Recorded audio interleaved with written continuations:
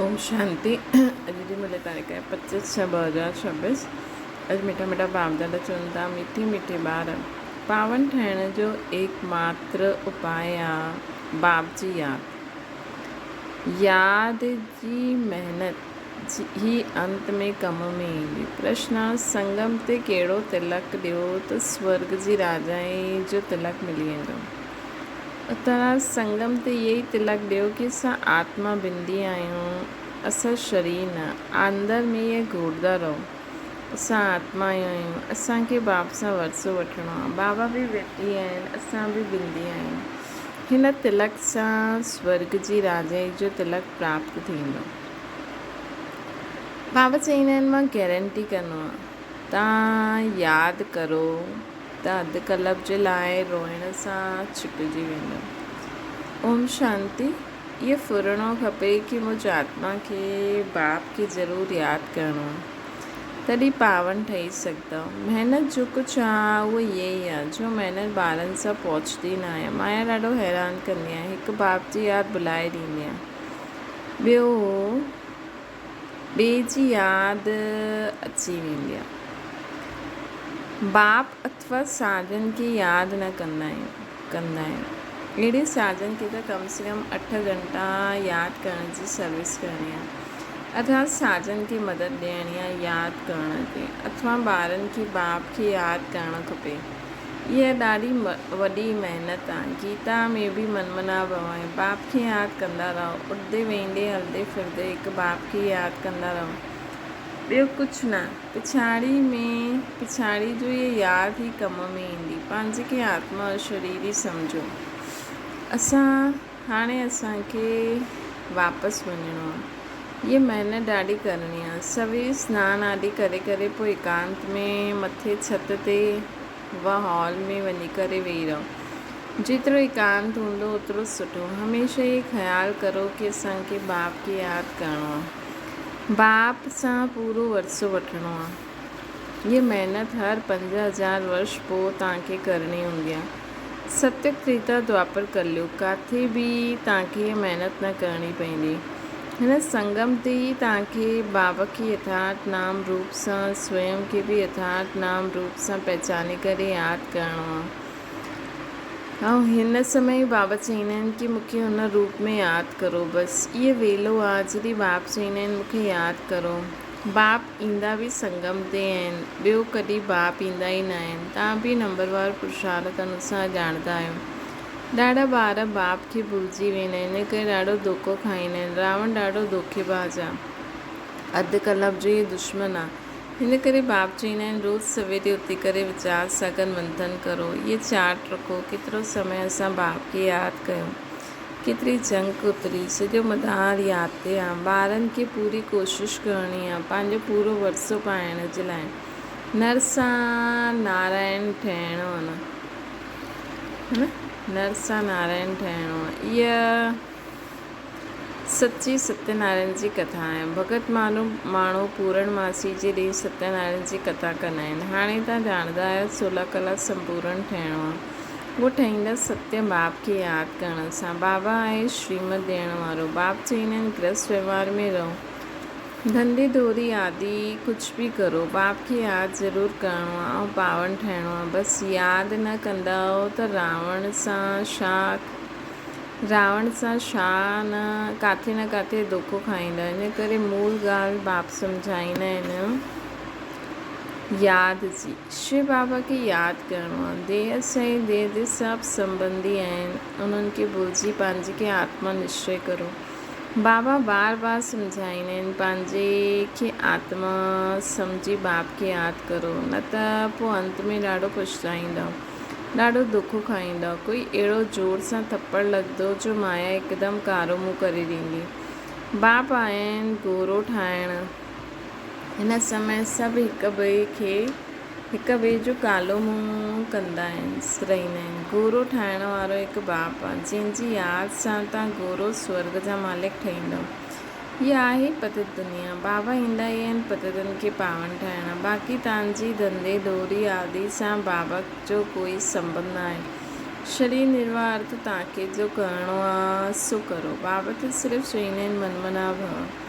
तव्हां चईंदा बि आहियो असां कीअं पावन दुनिया जो मालिक ठहूं। बाप चईंदा आहिनि सिर्फ़ु मूंखे यादि करो बसि। ॿियो कोई उपाय पावन ठहिण जो आहे बि न। केतिरो बि दान पुण्य आदि करो, केतिरी बि महिनत करो, चाहे आग में वञो, कुझु बि कम में न ईंदो सिवाय हिकु बाप जे। ॾाढा सिंपल ॻाल्हि आहे, इनखे चइबो आहे सहज योग।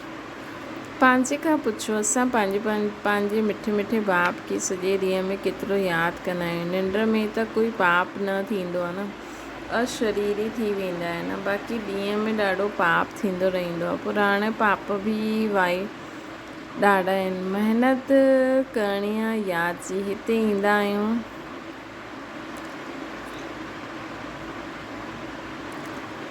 है न, त सॼे ॾींहं में अटेंशन रखो। राति जो बि बाबा जी यादि में बाबा सां गॾु सुम्हो। महिनत करणी आहे बाप जी यादि में। हिते ईंदा आहियो त इहा महिनत करणी आहे। ॿाहिरां जे वायुमंडल संकल्पनि खे उड़ाए ॾियो, न त वायुमंडल ख़राबु करे ॾींदा आहिनि। घर जा खेती ॿाड़ी जा ख़्यालात हलंदा रहंदा आहिनि। कॾहिं ॿार यादि पईंदा, कॾहिं गुरू जी यादि ईंदी। संकल्प हलंदा रहंदा, वायुमंडल खे ख़राबु करे ॾींदा। महिनत न करण वारा विघ्न विझंदा आहिनि। इहे एतिरी महीन ॻाल्हियूं आहिनि, तव्हां बि हाणे ॼाणंदा आहियो, पोइ कॾहिं न ॼाणंदो। इहे सभु ॻाल्हियूं बाबा हाणे ई वरसो ॾींदा आहिनि। पोइ अधु कल्प जे लाइ निश्चिंत थी बाबा बि परमधाम में वेही रहंदा आहिनि। लौकिक बाप खे फुरनो, बेहद जे बाप जो फुरनो केतिरो अंतर आहे न। बाप चईंदा आहिनि कि भक्ति मार्ग में मूंखे केतिरो फुरनो रहंदो आहे। भगत केतिरो घड़ी घड़ी मूंखे यादि कंदा आहिनि। सतयुग में कोई बि यादि न कंदो आहे। बाबा चईंदा आहिनि कि तव्हांखे एतिरो सुख ॾींदो आहे जो तव्हांखे मूंखे उते यादि करण जी दरकार ई न रहंदी। असां ॼाणंदा आहियूं असांजा ॿार सुखधाम शांतिधाम में वेठा आहिनि। ॿियो कोई मनुष्य सम्झी न सघे। ईअं बाप में निश्चय बुद्धि थियण सां माया विघ्न विझंदी आहे। बाबा चईंदा आहिनि कि सिर्फ़ु मूंखे यादि करो त तव्हां में जो अलाए पइजी वेंदी। चांदी तांबी लोहो जी निकिरी वेंदी। गोल्डन एज सां सिल्वर एज में अचण सां 2 कलाक कम थी वेंदी। इहे ॻाल्हियूं तव्हां ॿुधंदा आहियो, सम्झंदा आहियो। जो सचा ब्राह्मण हूंदा उन्हनि खे सुठी रीति बुद्धि में वेंदो, न त वेंदो न, यादि टिकंदी न। सॼो मदार बाप जी यादि करण ते आहे। बार बार चईंदा आहिनि ॿार बाप खे यादि करो। इहे बाबा बि चईंदा आहिनि शिव बाबा खे यादि करो। शिव बाबा ख़ुदि बि चईंदा आहिनि मुंहिंजे बाप खे यादि करो। आत्माउनि खे चईंदा आहिनि।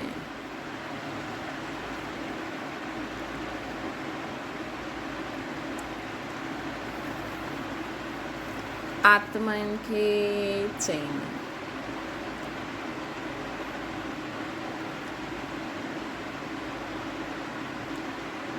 कि मूंखे यादि करो। ॿार उहो निराकार परमात्मा बि आत्माउनि खे चईंदा आहिनि।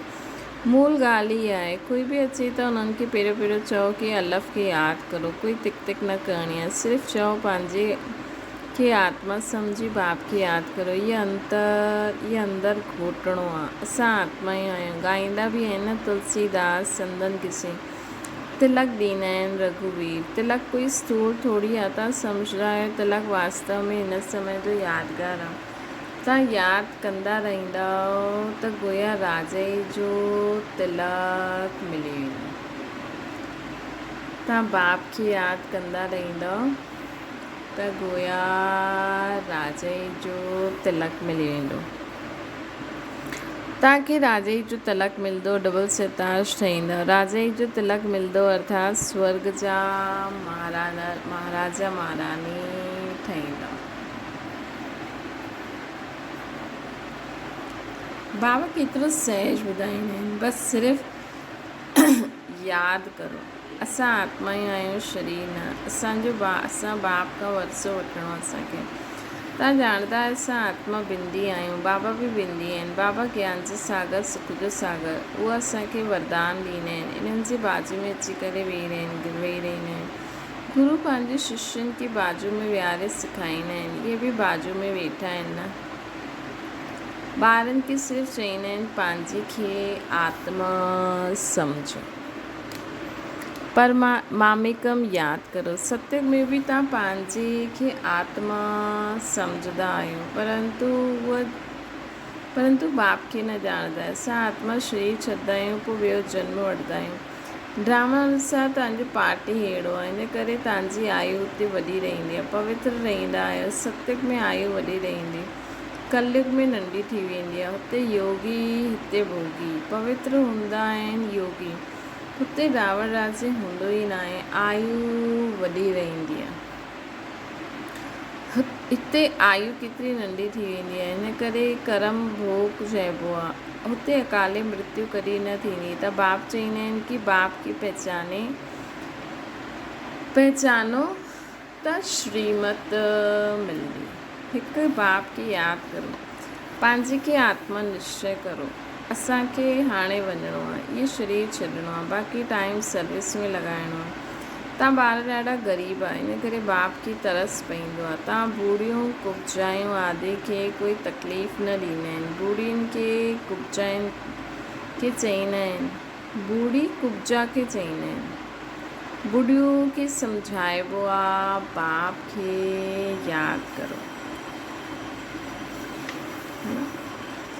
तव्हां सां कोई पुछे, चइबो आहे बोलो, चओ गीता पाठशाला में वेंदा आहिनि।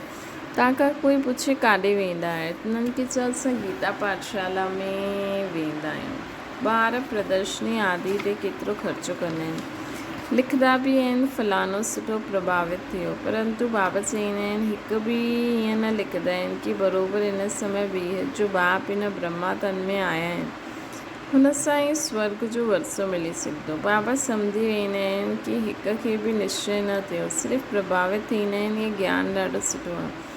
सीढ़ी ठीक रीति सां ॾेखारे बि आहे, परंतु ख़ुदि योग में रही सतो प्रधान ठहनि उहा न कंदा आहिनि, उहा न कंदा आहिनि। सिर्फ़ु चवंदा आहिनि सम्झानी ॾाढी आहे, सुठी आहे, परमात्मा सां वरसो पाइण जी आहे, परंतु ख़ुदि पाए उहो न, कुझु बि पुरुषार्थ न कंदा आहिनि। प्रजा ॾे ठहींदी, बाक़ी राजा ठहे उहा महिनत आहे। हर हिकु पंहिंजी दिलि सां पुछे कि असां केसि ताईं बाप जी यादि में हर्षित रहंदा आहियूं, है न। असां केसि ताईं बाप जी यादि में हर्षित रहंदा आहियूं। असां वरी खां सो देवता ठहींदा आहियूं।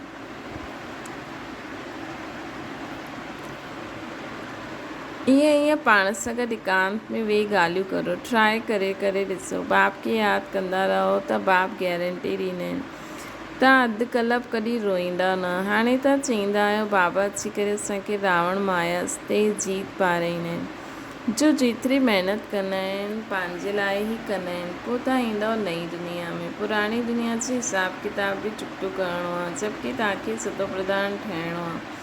पावन ठहिण जी युक्ति बि ॿुधाईंदा आहिनि। इहे क़यामत जो समय आहे, सभिनि जो विनाश थियणो आहे, नई दुनिया जी स्थापना थियणी आहे। तव्हां ॼाणंदा आहियो असां हिन मृत्यु लोक में इहे शरीर छॾे पोइ नई दुनिया अमर लोक में ईंदासीं।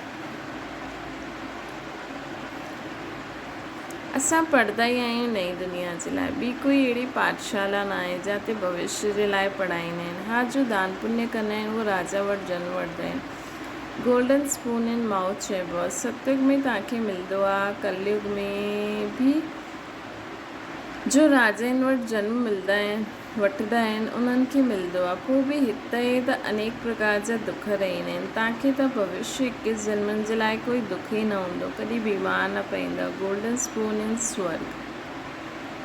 हिते त अल्पकाल जे लाइ राजा ई आहे। तव्हांजी त 21 जन्मनि जे लाइ बुद्धि सां सुठी रीति कमु वठिणो खपे कि पोइ सम्झाइणो आहे। ईअं न कि भक्ति मार्ग में राजा न ठही सघंदा आहिनि। कोई कॉलेज अथवा हॉस्टल ठाहींदा आहिनि, कोई कॉलेज अथवा हॉस्टल ठाहींदा आहिनि त उन्हनि खे बि एवज़ो मिलंदो आहे न, है न, उन्हनि खे बि एवज़ो मिलंदो आहे। हॉस्पिटल ठाहींदा आहिनि त ॿिए जन्म में सुठी तंदुरुस्ती रहंदी आहे, त ॿिए जन्म में सुठी तंदुरुस्ती रहंदी। चईंदा आहिनि इन्हनि खे सॼी आयु में बुखार बि न थियो, वॾी आयु थींदी आहे, ॾाढा दान आदि कबो आहे, हॉस्पिटल आदि ठाहींदा आहिनि तॾहिं आयु वॾी थींदी आहे। हिते त योग सां तव्हां एवर हेल्दी वेल्दी ठहींदा आहियो, योग सां त 21 जन्मनि जे लाइ शफ़ा पाईंदा आहियो। त हिते असां बाबा असांखे पावर भरे करे 21 जन्मनि जे लाइ एवर हेल्दी ठाहींदा आहिनि। भक्ति मार्ग में अगरि कोई कंहिंजी बीमारी जो इलाज कराए, हॉस्पिटल खोले त दुआनि सां उहो प्राप्त थींदो आहे, माण्हुनि जी दुआनि सां, हिते भॻवान जी शक्ति सां। उहो बि उहो अल्पकाल जे लाइ हूंदो आहे, सदाकाल जे लाइ न हूंदो आहे। हिते 21 जन्मनि जे लाइ शफ़ा पाईंदा आहे। इहा त ॾाढी वॾी हॉस्पिटल आहे, ॾाढी वॾी कॉलेज आहे। बाबा हर ॻाल्हि सुठी रीति सम्झाईंदा आहिनि। बाप चईंदा आहिनि जंहिंखे जिते मज़ो अचे उते दिलि लॻे, जिते लॻे हुते वञी करे पढ़ाई पढ़ो। सो बाबा केॾा फ्री आहिनि। ईअं न की असांजे सेंटर ते अचे इन्हनि वटि शो वेंदो आहे, न, जंहिंखे जिते खपे उते वञे। ॻाल्हि त हिकु ई आहे, मुरली त पढ़ी करे ॿुधाईंदा आहिनि, उहा मुरली हितां खां वेंदी आहे, पोइ कोई विस्तार में सुठो सम्झाईंदा आहिनि, कोई सिर्फ़ु पढ़ी करे ॿुधाईंदा आहिनि। भाषण करण वारा सुठी ललकार कंदा आहिनि, किथे बि भाषण हुजे पहिरियों ॿुधायो शिव बाबा चईंदा आहिनि पंहिंजे खे आत्मा सम्झी बाप खे यादि करो त तव्हांजो विक्रम विनाश थींदो, पावन ठही पावन दुनिया जो मालिक ठही। केतिरे सहज सम्झाईंदा आहिनि बाबा, बाबा केतिरो सहज करे सम्झाईंदा आहिनि, हर ॻाल्हि क्लियर करे सम्झाईंदा।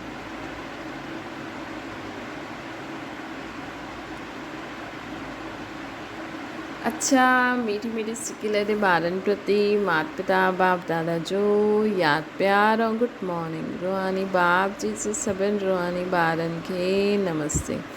असांजी बि रूहानी माता पिता बाप दादा खे यादि प्यार गुड मॉर्निंग और नमस्ते। धारणा जे लाइ मुख्य सार, ॿाहिरि जी वाहियात व्यर्थ ख़्यालातनि खे छॾे एकांत में वेही बाप जी यादि जी महिनत करणी। सवेरे सवेरे उथी करे वीचार सागर मंथन करिणो आहे, पंहिंजो चार्ट ॾिसणो आहे। ॿियो आहे जीअं भक्ति में दान पुण्य जो महत्व आहे, ईअं ज्ञान मार्ग में यादि जो महत्व आहे। यादि सां आत्मा खे एवर हेल्दी वेल्दी ठाहिणो आहे। अशरीरी रहण जो अभ्यास करिणो। वरदाना कंबाइंड रूप जी सेवा द्वारा आत्माउनि खे समीप संबंध जे में लाइण वारा कंबाइंड रूपधारी ठहूं। सिर्फ़ु आवाज़ द्वारा सेवा करण सां प्रजा ठहींदी आहे, लेकिन आवाज़ सां परे स्थिति में स्थित थी करे आवाज़ में अचो, अव्यक्त स्थिति में स्थित थी करे पोइ आवाज़ में अचो। अहिड़ी कंबाइंड रूप जी सेवा वारिस ठाहींदी आहे। आवाज़ द्वारा प्रभावित थी आत्मा अनेक आवाज़ ॿुधण सां आवागमन में अची वेंदी आहे, लेकिन कंबाइंड रूप धारी ठही कंबाइंड रूप जी सेवा करो, मतिलबु हुनजी कननि में ऐं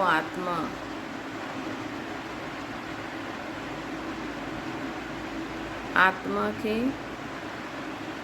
डबल रूप, मतिलबु बाबा चवनि था कंबाइंड रूप ठही डबल रूप ठही निराकारी ऐं आकारी स्थिति में स्थित थी करे सेवा करो त उन ते कंहिं सेवा करो त उन ते कहिड़े बि रूप जो प्रभाव न पई सघंदो।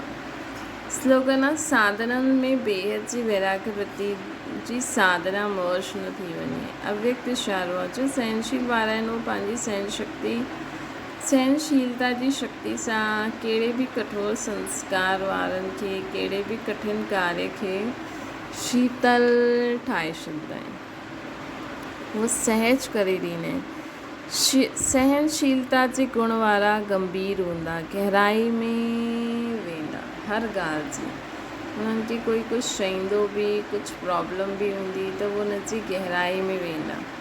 ज्ञान युक्त हूंदा त वो कॾहिं घबराईंदा न, गहराई में वञी करे सफलता प्राप्त कंदा। अच्छा, ओम शांति। बाबा खे यादि करो।